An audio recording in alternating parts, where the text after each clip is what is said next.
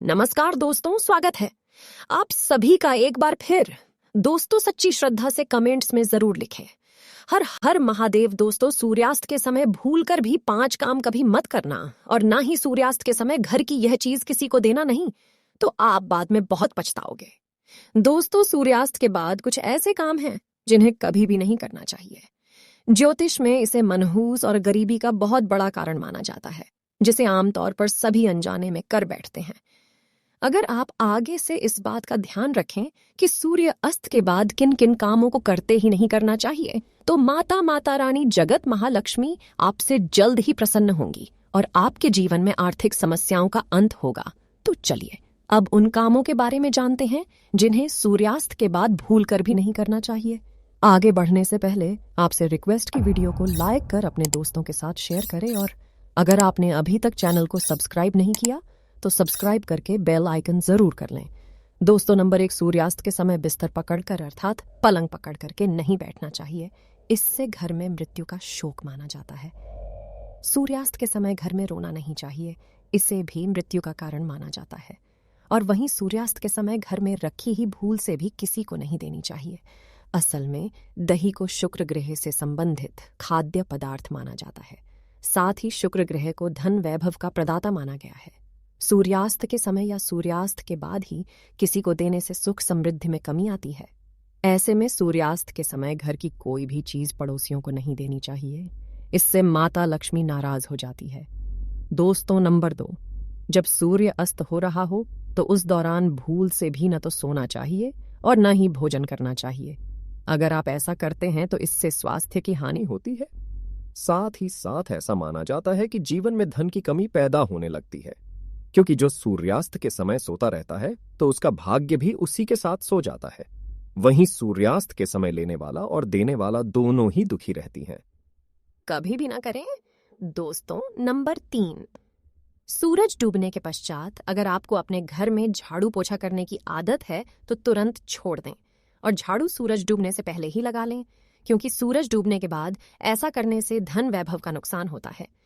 ऐसा माना जाता है कि सूरज डूबने के बाद ऐसा करने से माता लक्ष्मी आपके घर से हमेशा हमेशा के लिए चली जाती है और आप अपनी किस्मत पर ही रोते रहते हैं। तो नंबर 4, कई बार लोग सूर्यास्त के बाद नाखून या बाल कटवाना पसंद करते हैं, जो कि बहुत ही गलत काम माना जाता है। अगर आप भी ऐसा करते हैं तो यादव बदल दें, क्योंकि सूर्यास्त के बाद बाल और नाखून कभी भी नहीं काटना चाहिए। ऐसा करने से जीवन में नकारात्मक प्रभाव पड़ता है और धन अभाव के साथ अन्य समस्याओं का भी सामना करना पड़ता है। ज्योतिष शास्त्र में कहा जाता है कि सूर्यास्त के समय पैर भी नहीं खिलाना चाहिए, बहुत ही अशुभ माना जाता है। दोस्तों, नंबर 5, सूरज डूबने के बाद तुलसी की पत्ती नहीं छोड़नी चाहिए और ना ही तुलसी के पत्तों में जल अर्पित करना चाहिए। शास्त्रों के अनुसार सूरज डूबने के बाद पूजा पाठ करना चाहिए। वे घर में दिया बाती करना चाहिए कि समय जहां पर अंधेरा रहता है तो वहां पर अस्थायी रूप से ही भूत प्रेत आत्माएं वास करने लगती हैं। ऐसा कभी ना करें। साथ ही साथ सूर्यास्त के समय शारीरिक संबंध कभी नहीं बनाना चाहिए। माता लक्ष्मी ऐसे घर से हमेशा घृणा करती है। दोस्तों, अगर आपके घर में किसी की अकाल मृत्यु हो जाती है या सुखासन झगड़े होते हैं या पर पैसे कमाने के बावजूद धन का घर में ना होना, भूत प्रेत का आभास होना, तो यह गलती घर में ना होने दें।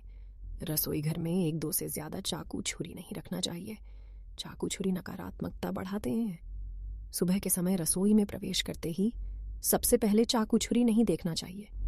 इससे दिन भर बुराइयों का सामना करना पड़ता है, धन की हानि हो जाती है।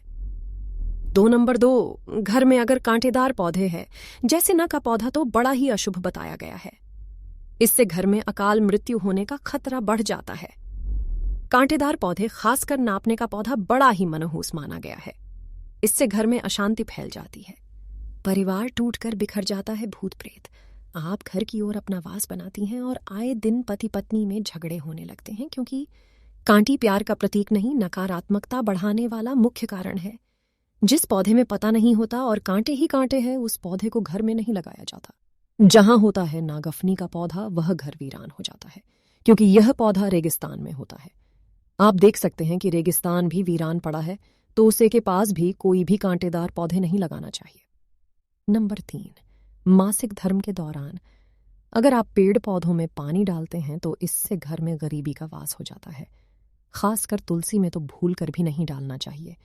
कहते हैं जो घर में पति पत्नी आपस में प्रेम करते हैं उस घर में सदैव मेरा वास होता है, और जहां पत्नी रोती है तथा कोई स्त्री रोटी है तो घर में भगवान का वास कभी भी नहीं होता है। तो दोस्तों, आपको वीडियो कैसा लगा हमें कमेंट में जरूर बताएं।